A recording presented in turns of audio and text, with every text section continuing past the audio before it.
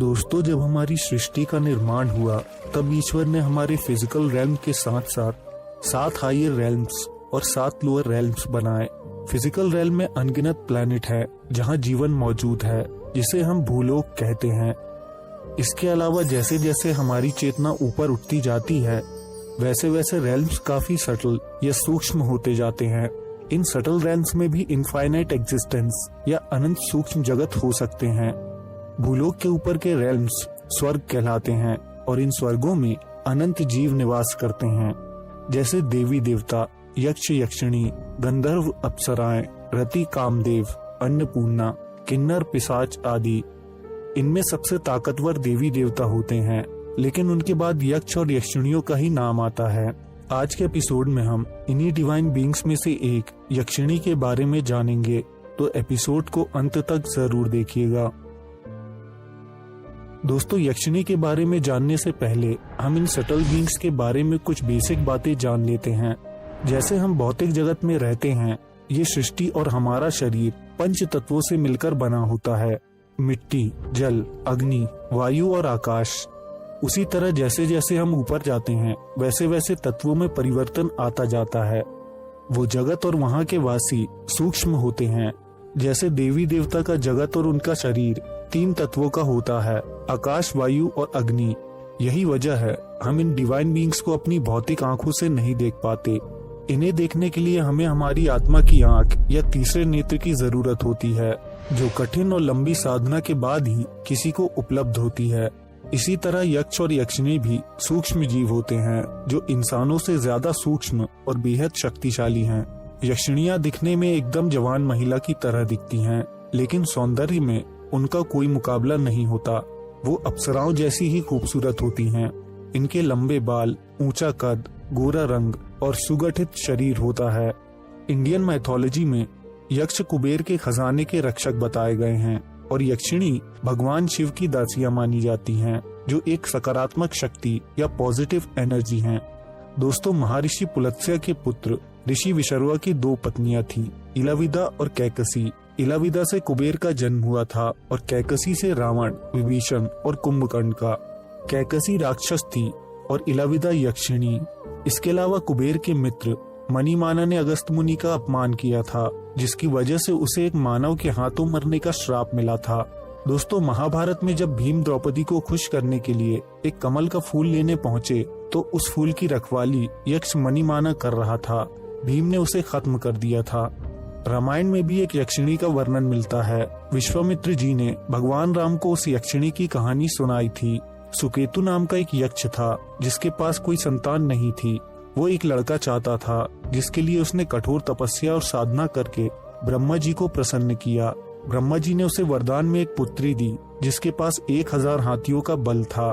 कन्या का नाम सुकेतु ने ताड़का रखा था, जो बड़ी होकर बेहद खूबसूरत हुई।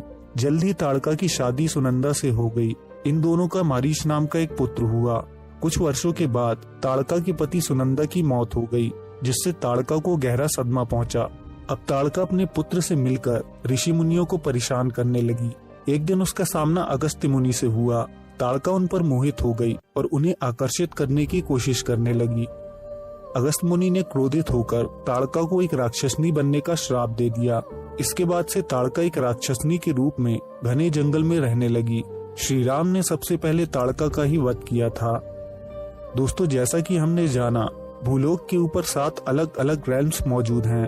प्राचीन काल से ही लोग इन रेल्म्स में रहने वाले बीइंग्स की भक्ति, पूजा या अनुष्ठान करके उन्हें प्रसन्न करते आए हैं। क्योंकि ये बीइंग्स इंसानों से कहीं ज्यादा शक्तिशाली और चमत्कारी होते हैं, इसलिए ये हमें बहुत कुछ दे सकते हैं। इन जीवों की साधना करने वाले लोग मंत्रों का प्रयोग करके एक खास फ्रीक्वेंसी और शक्ति उत्पन्न करते हैं, जो किसी खास देवी देवता, अप्सरा, यक्षिणी या योगिनी के लिए होती है। यक्षिणी और अप्सराओं का लोक भूलोक से काफी पास होता है, इसलिए इन तक मंत्र ऊर्जा पहुंचना आसान माना जाता है। दोस्तों, जब कोई साधक किसी डिवाइन बीइंग को खुश कर देता है तो वो अपना एक अंश उस साधक को दे देते हैं। ये अंश उसी डिवाइन बीइंग की ऊर्जा होती है, जो साधक के अलग अलग काम करती है।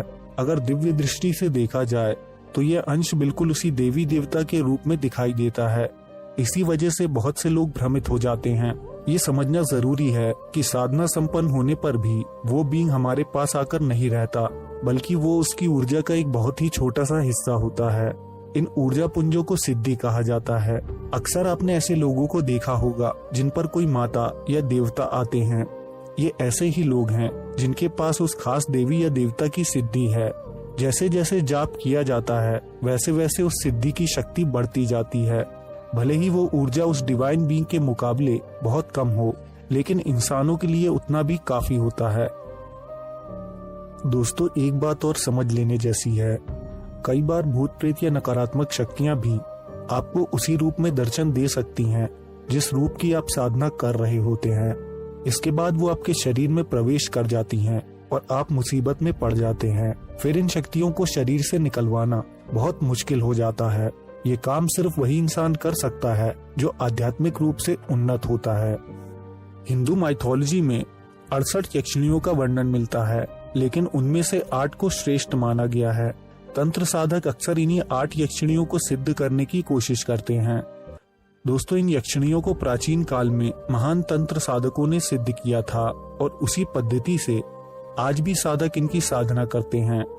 यक्षिणियां इंसानों की तरह ही अच्छी और बुरी दोनों स्वभाव की होती हैं।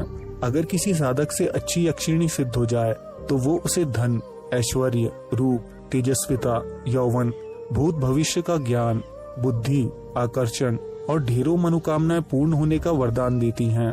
और अगर कोई नकारात्मक स्वभाव की यक्षिणी साधक के सामने आ जाए तो वो उसकी जिंदगी को नर्क बना सकती है। वो उसे पजेस कर सकती है, उसकी मानसिक स्थिति को खराब कर सकती है, उसकी ऊर्जा को खाकर उसकी मृत्यु भी कर सकती है। साधना जगत में ऐसे बहुत से साधक रहे हैं जिन्हें यक्षिणी के वरदान प्राप्त हुए हैं, और ज्यादातर ऐसे साधक रहे हैं जो किसी यक्षिणी के प्रभाव में आकर विक्षिप्त हो गए हैं। साधकों को कोई भी साधना करने से पहले उसके दोनों पहलू जान लेने चाहिए और एक गुरु के सानिध्य में ही साधना करनी चाहिए जो जरूरत पड़ने पर स्थिति को नियंत्रित कर सके। दोस्तों, केरला में यक्षिणी का 30 फीट ऊंचा स्टैचू मौजूद है जो टूरिस्ट के लिए आकर्षण का केंद्र रहता है। इसे लगभग 50 साल पहले बनाया गया था। इसके अलावा हमारे मंदिरों में भी हमें यक्षिणियों की आकृतियां देखने को मिल जाती हैं। आज के एपिसोड में बस इतना ही। ये एक रिक्वेस्टेड वीडियो था। उम्मीद है आपको पसंद आया होगा। ज्यादा से ज्यादा लाइक करके हमें सपोर्ट करें, कमेंट में अपनी राय दें, और अगर आपने यक्षिणी से संबंधित कुछ भी अनुभव किया हो तो उसे हमारे साथ शेयर करना ना भूलें। अगर आप नए हैं तो हमारे चैनल को सब्सक्राइब करके बेल आइकन दबा सकते हैं, क्योंकि हम अक्सर ऐसे ही रहस्यमय वीडियोस लाते रहते हैं। हम जल्द आपसे एक नए एपिसोड के साथ मिलेंगे। धन्यवाद।